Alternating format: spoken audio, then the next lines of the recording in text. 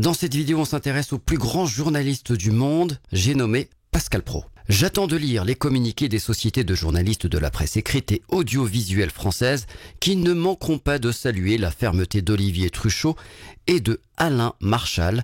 Je suis certain aussi que les sociétés de journalistes rappelleront à la France insoumise combien elle doit respecter un média d'information. Pascal Praud fait allusion à l'interview, en tout cas à ce qui ressemble vaguement, de Rima Hassan sur BFM TV.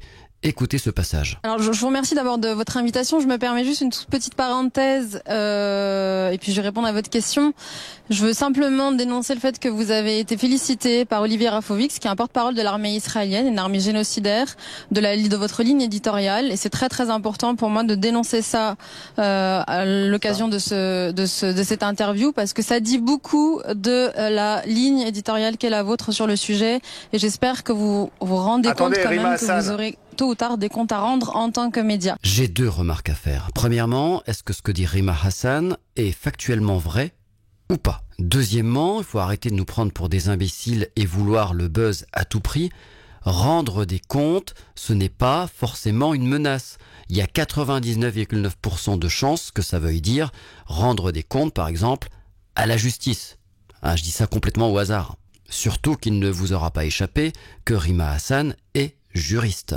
Allez, on va vérifier si ce que dit Rima Hassan est vrai. Le fait que vous avez été félicité par Olivier Rafovix, qui est un porte-parole de l'armée israélienne, une armée génocidaire, de votre ligne éditoriale. Et je dis que votre chaîne fait du travail excellent par rapport à la présentation du conflit des deux côtés. Et c'est très très important pour moi. Voilà, bon, il y a un montage, il y a de la musique, etc. Moi, j'ai regardé la séquence originale en entier. Effectivement, il félicite BFM pour sa couverture du conflit. Plus généralement, on pourrait se poser la question...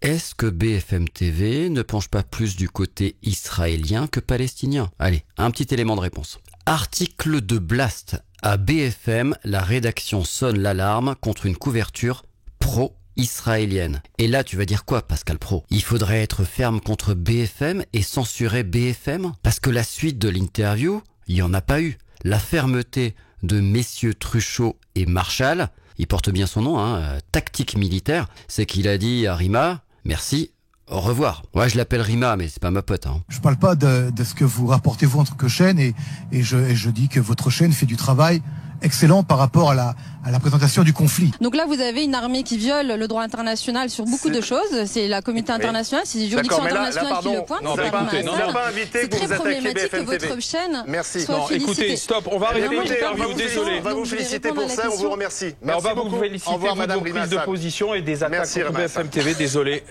L'interview s'arrête.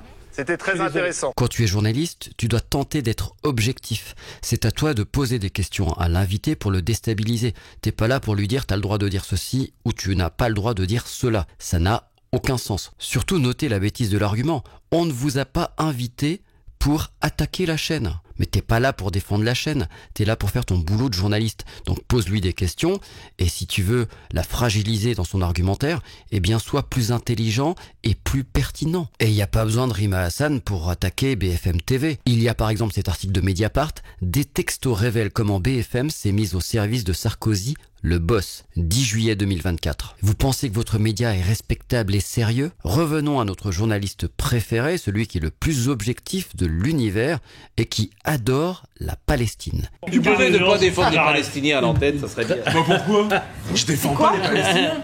J'ai défendu les Palestiniens. Non. Et tu dis que tu les comprends. J'ai dit je comprends les Palestiniens. Non, il a pas dit qu'il les comprenait, il a expliqué la situation. Israël, les mecs ils veulent tuer Israël, les Palestiniens. Tu préférais que je dise ça, Pascal? Comment? Tu préférais que je dise ça? Oui. D'accord. Parce que c'est la réalité. Non mais c'est une révélateur. À la base, il parle de foot. C'est la réalité. D'accord. C'est l'État qui veut tuer Israël. Dans cette émission. C'est aberrant de dire ça. C'est aberrant de dire ça. Parle de... Vous savez qu'on n'est pas d'accord, on va pas... Voilà. Allez. Et vous êtes bon quand même. Félix, mais vous êtes juif. Les Salomon. Mais Salomon, vous êtes juif, ils font un peu d'humour, je pense qu'il y en a certains dans l'équipe qui doivent être drôles. Sûrement pas Pascal Praud qui a un vrai souci avec les arabo-musulmans. Et je le sais de source sûre. Pour conclure, je dirais que pour respecter un média d'information, encore faut-il que celui-ci soit un véritable média d'information et qu'il soit également respectable. Ciao.